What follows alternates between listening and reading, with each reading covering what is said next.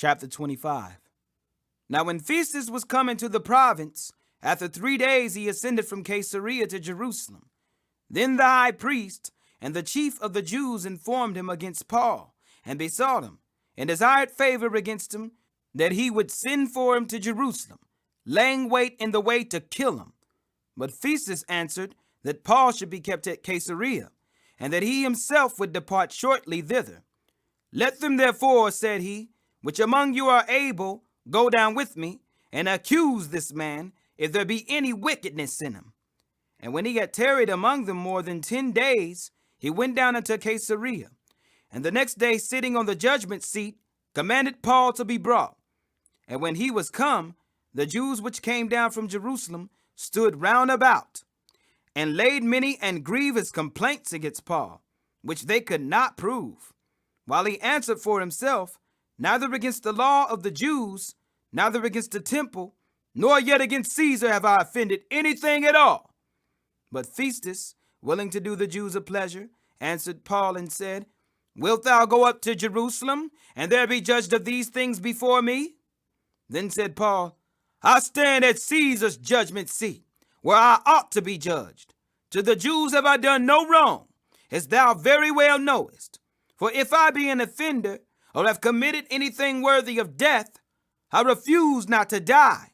But if there be none of these things whereof these accuse me, no man may deliver me unto them. I appeal unto Caesar.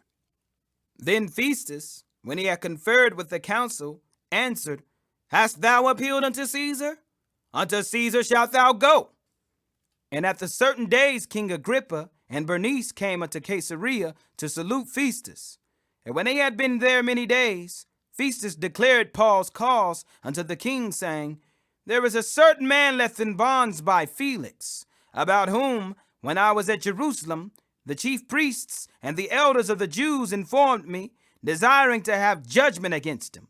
To whom I answered, It is not the manner of the Romans to deliver any man to die, before that he which is accused have the accusers face to face, and have license to answer for himself concerning the crime laid against him. Therefore, when they were come hither, without any delay on the morrow, I sat on the judgment seat, and commanded the man to be brought forth, against whom, when the accusers stood up, they brought none accusation of such things as I supposed, but had certain questions against him of their own superstition, and of one Jesus, which was dead, whom Paul affirmed to be alive. And because I doubted of such manner of questions, I asked him whether he would go to Jerusalem, and there be judged of these matters.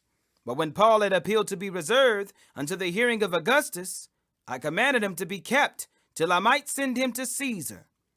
Then Agrippa said unto Festus, I would also hear the man myself.